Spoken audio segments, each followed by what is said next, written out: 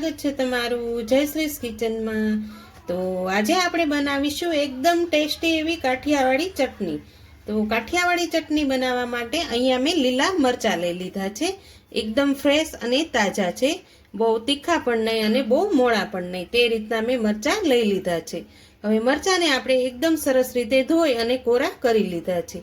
હવે આપણે તેનું કટિંગ કરી લઈશું। તો સૌથી પહેલા આપણે અહીંયા તેના આગળના ભાગનું બધા જ ડીટિયા કાઢી લઈશું।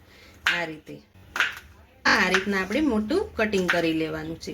આ ચટણી એટલી સરસ બને છે ને કે તમે રોટલા કે રોટલી કે ભાખરી સાથે ખૂબ જ સરસ એવી ટેસ્ટી બની અને તૈયાર થાય છે। તમે એકવાર આ રીતે આ ચટણી જરૂરથી બનાવજો। આ ચટણીની અંદર આપણે ઘણી બધી વસ્તુ એડ કરવાની છે, તે હું તમને આગળ બતાવીશ। તો આ રીતે હું મોટી સાઈઝમાં બધા જ મરચાંનું કટિંગ કરી લઉં છું। તો અહીંયા આપણે મરચાંનું એકદમ સરસ રીતે કટિંગ કરી લીધું છે। હવે લેવાનું છે તેમાં આપણે લીલું લસણ।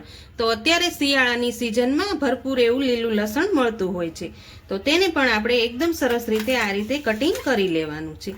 પહેલાં આપણે ઉપરનો પાર્ટ સફેદ આવે તેનું કટિંગ કરવાનું છે। તો આ રીતે લસણને પણ હું એકદમ સરસ રીતે કટિંગ કરી લઉં છું। હવે લીધું છે આપણે આદુનો ટુકડો। અહીંયા આદુનું પ્રમાણ મેં થોડુંક વધારે રાખ્યું છે, જેથી આદુનો સ્વાદ ખૂબ સરસ એવો આવશે।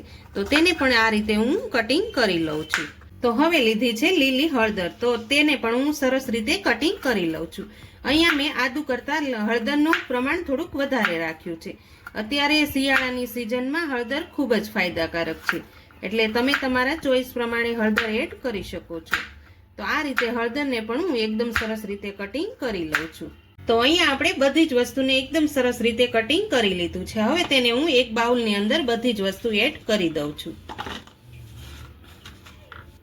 તો હવે આપણે ચટણીની અંદર અહીંયા લીલું લસણનું જે પાછળનો ભાગ આવે છે દાંડીનો, તે આપણે અહીંયા લઈ લીધો છે અને 1 વાટકી જેટલા મેં અહીંયા ધાણા લીધા છે। હવે આ વસ્તુને આપણે પછીથી ઉપયોગ કરવાનો છે। તો હવે આપણે ચટણી બનાવવાનું શરૂ કરીએ। તો અહીંયા જે આપણે મરચાં, હળદર, આદુ ને લસણ લીધું છે તેને આપણે ખાંડણીની અંદર આપણે તેને ખાંડી લેવાનું છે। તો અહીંયા હું ખાવણી અને દસ્તો લઈ લઉં છું। તો આ રીતે આપણે તેને અધકચરું રહે તે રીતે આપણે તેને ખાંડવાનું છે। તમારે જો જોપરમાં ક્રશ કરવું હોય તો તેમાં પણ કરી શકો છો અને મિક્સર જારમાં પણ કરી શકો છો, પણ આમાં તમે કરશો તો અધકચરું એકદમ સરસ એવું આપણું થઈ જશે।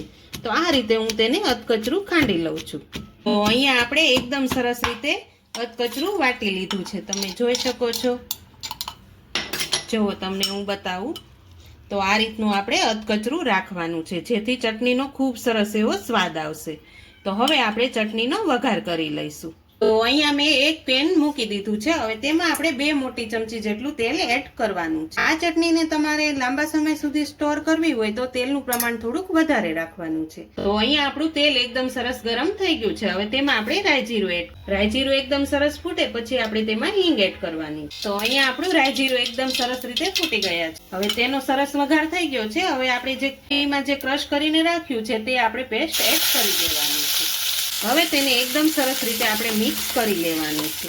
આ ચટણી એકવાર તમે ઘરે જરૂરથી બનાવજો। અત્યારે શિયાળાની સિઝનમાં આ ચટણી ખાવાની ખૂબ મજા આવે છે। તો આ રીતે હું સરસ રીતે મિક્સ કરી અને તેને આપણે 2 થી 3 મિનિટ સુધી ચડવા દઈશું। તો હવે તેની અંદર આપણે સ્વાદ પ્રમાણે નમક એડ કરી દઈશું, અડધી ચમચી જેટલું ધાણા જીરું પાવડર। હવે તેને આપણે એકદમ સરસ રીતે મિક્સ કરી લઈશું। તમને જ્યારે શાક ખાવાનું મન ના હોય ત્યારે તમે આ રીતે ચટણી બનાવીને ખાજો, ભાખરી સાથે ખૂબ સરસ એવી લાગશે। તો હવે તેની અંદર આપણે જે લીલા પાન લીધા છે લસણના તે આપણે એડ કરી દેવાના છે, એને પણ આપણે એકદમ સરસ રીતે મિક્સ કરી લઈશું। તો અહીંયા આપણી ચટણી એકદમ સરસ રીતે ચડવા આવી છે। હવે તેમાં આપણે નાખવાના છે લીલા ધાણા। તો અહીંયા મેં 1 વાટકી જેટલા લીલા ધાણા લીધા છે, તે પણ આપણે એડ કરી દઈશું। એને પણ આપણે એકદમ સરસ રીતે મિક્સ કરી લેવાના છે।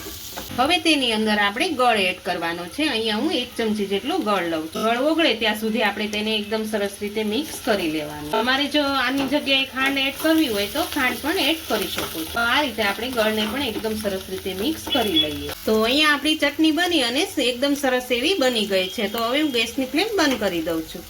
હવે છેલ્લે આપણે એન્ડમાં લીંબુનો રસ એડ કરવાનો છે। અહીંયા મેં અડધો ચમચી જેટલો લીંબુનો રસ લીધો છે।